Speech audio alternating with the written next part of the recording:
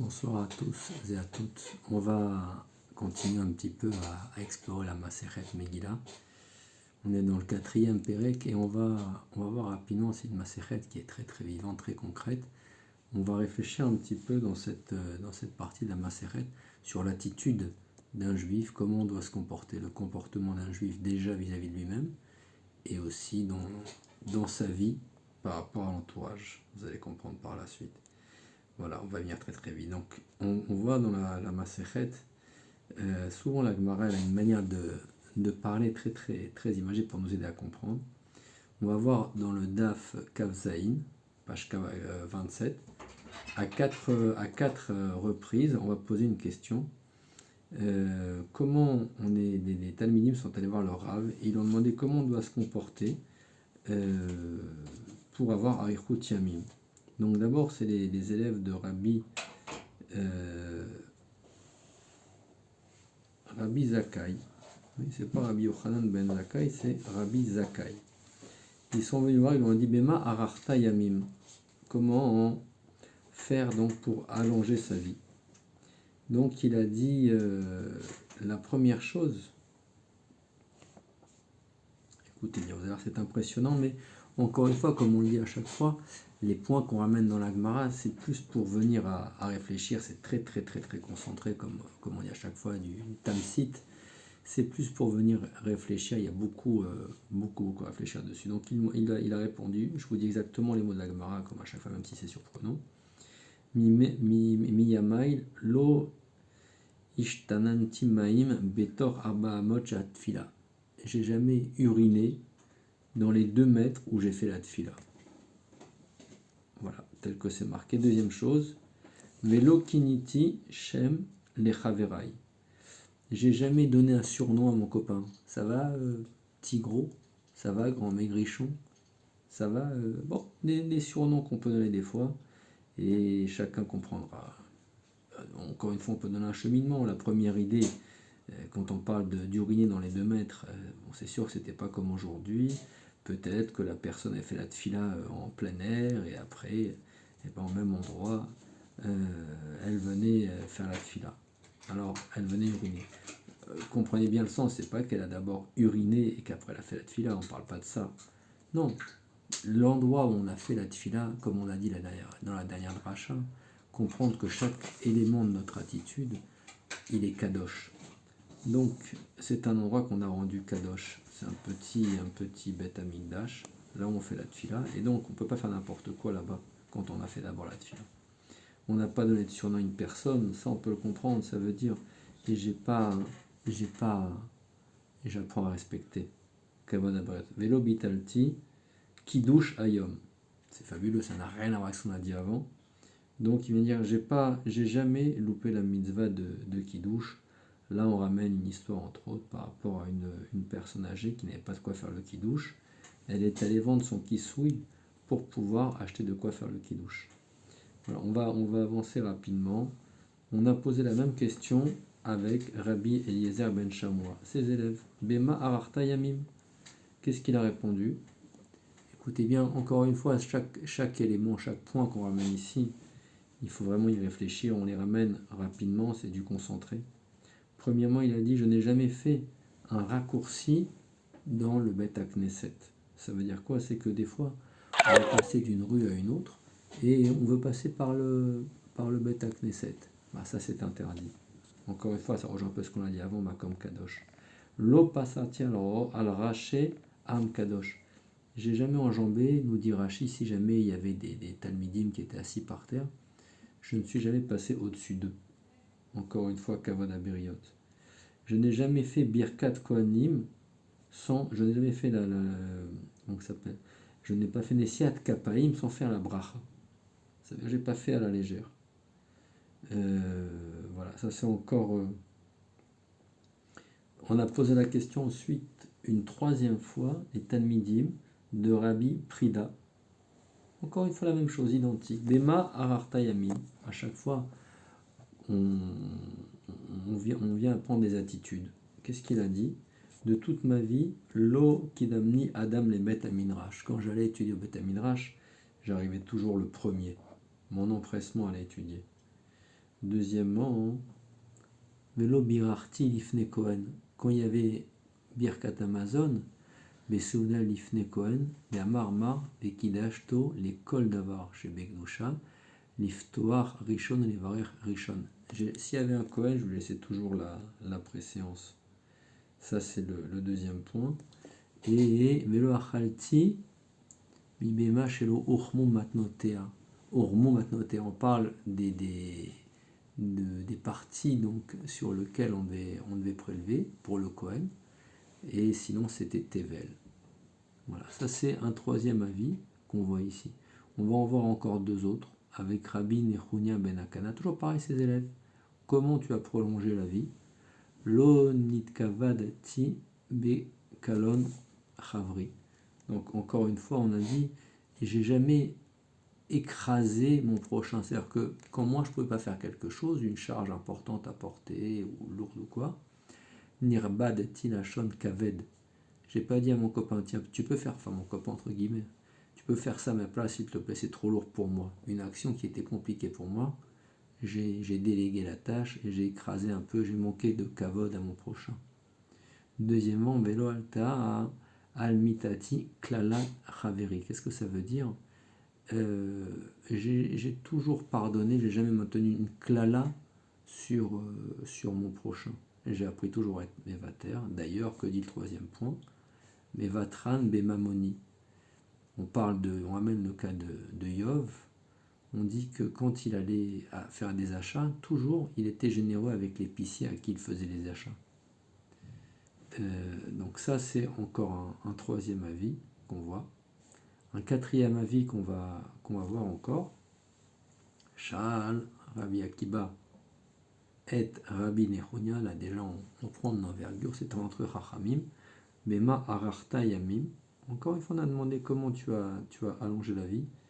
Qu'est-ce qui est ramené ici? Premièrement, lo kibalti matanot. Voilà encore des points intéressants. On énumère, parce qu'on peut pas, si on devait expliquer chaque chose, ça prendrait du temps. Lo kibalti matanot. J'ai jamais reçu de cadeau, même du nasi, même du grand de la ville, qui a voulu me faire quelque chose. J'ai jamais voulu recevoir une matana. Ça, c'est la première chose. Deuxième point, lo amati al minotai. C'est quoi lo amati al minotai? Donc on comprend. J'ai jamais été rigoureux sur mes midotes, sur mon caractère. Et troisième point, levatran al mamoni haït. Ça, c'est ce qu'on a déjà dit au-dessus. Haïti. J'ai toujours été mévater sur mon mammon. Voilà, juste un dernier avis encore. L'attitude d'un juif, on a demandé, maintenant c'était Shal Rabbi, il est venu, donc là c'était entre Chachami, il est venu voir Rabbi Oshua ben Kacha. Même question encore une fois. Il lui a dit, comment donne-nous un secret pour allonger la vie. Voilà encore d'autres points. Il lui a dit premièrement, Lo nistakal tibedmut adam aracha. Quand on voit un rachat dans la rue, on doit tourner la tête. Parce que sinon, malheureusement, ça peut nous influencer, ça peut nous imprégner, ça peut s'inscrire en nous. On ramène, entre autres, une histoire par rapport à Yitzhak, quand il a vu le visage de Esav, ou alors on dit aussi à Avimelech quand il a maudit Sarah, et on dit à cause de ça, Yitzhak, par la suite, est devenu aveugle. Donc, on ramène c'est ça, Mishum de Istakel Besav Aracha. Et on dit qu'il a perdu la vue à cause de ça, Yitzhak. Un peu compliqué quand même. Il a vu la face de son fils. Il ne devait pas la voir. Bon, vous voyez, il y a encore beaucoup à réfléchir. Donc ça, c'était la première chose que je voulais qu'on aborde ce soir. L'attitude que doit avoir un juif. On a vu beaucoup de points et on pourra les noter, les écrire et y réfléchir un après l'autre pour avoir un petit peu, encore une fois, un derrière, une adracha. Comment doit se comporter un juif. De l'attitude qu'ont avec les chachamim ici dans la Gemara, on peut apprendre beaucoup. Juste ensuite, on va ramener encore, on a dit un deuxième point dans l'attitude que doit avoir un juif. Ça, c'est par rapport maintenant à un comportement dans une bête à Knesset. Très rapidement, je vous cite, donc là c'est la Mishnah d'Af Kafret. Il est marqué là-bas donc comment se comporter avec dans une bête à Knesset. Ça a l'air basique, vous voyez, même ce qu'on a ramené avant, les points qu'on a ramenés, ne pas, si on veut revenir très rapidement, donc sur tous les cas qu'on a vus, ne pas passer à travers une choule, ne pas enjamber des Tamil Chachamim, être le premier au Beth Midrash, laisser l'honneur au Kohen, toujours là où on fait la tfila, ou ne pas oublier que c'est un makom kadosh, ne pas mal parler, faire attention. Des fois on plaisante avec des copains, on peut leur donner un surnom, ne pas les respecter, l'importance du kiddush le Shabbat. Bon, c'est des choses, des points qui ont l'air vraiment basiques, mais apprendre à respecter son prochain dans l'attitude. Mais encore une fois, qui pourrait demander beaucoup de réflexion. Maintenant, la Mishnah nous ramène après très intéressant, un peu dans cette manière de se comporter encore une fois. Donc comment se comporter dans une bête à Knesset, là aussi faire attention des fois. On peut être à la choule, rester un certain moment après la tfila. On ne parle pas pendant la tfila. On ne parle pas de ce moment-là, on discute même pas. On parle après la tfila maintenant. Quelqu'un il est encore à la bête à Knesset et faire attention. Qu'est-ce que nous dit la Mishnah? On ne doit pas parler qu'à l'autre roche. Des fois on peut venir le Shabbat matin à la choule, on voit des copains qu'on n'a pas vus de la semaine, et on peut commencer à faire des plaisanteries, on ne parle pas de nivoulpé. Donc kaloutroche, ça veut dire faire preuve d'un manque de Yirat Shamaim de notre comportement à la choule quand la tfila est finie par exemple. En ochlin ba'en, très important, c'est ce point qu'on va voir après. On ne mange pas dans une bête à Knesset. En shotin ba'en, boire pareil. En neotin ba'en, neotin c'est se faire beau, s'embellir. En matilin metailin ba'en, ve'en nichnasim ba'en be'ema, bechama, pardon. En nichnasim ba'en bechama mipne achama. Voilà, ça c'est encore un autre point. Il y a trop de soleil dehors, je rentre dans la choule pour m'abriter. Ou alors, il pleut dehors, begeshamim mipne geshamim, ve'en maspidim ba'en espet shel yachid. Regardez jusqu'à où ça va. On a le droit de faire un espet que d'un talmid racham, mais pas pour un yachid. Aval, c'est la différence que nous explique Agmara entre maspidin shel yachid ou shel rabim, c'est entre un talmid racham et un yachid. Il n'est pas un talmid racham. Voilà, donc ça c'est les comportements. Juste, donc on a compris l'attitude qu'on doit avoir dans une choule, et on ramène après un point dans la Gemara très intéressant. On dit qu'une choule malheureusement qui a été abandonnée, qui n'est plus utilisée, encore un point qui peut amener beaucoup de réflexion.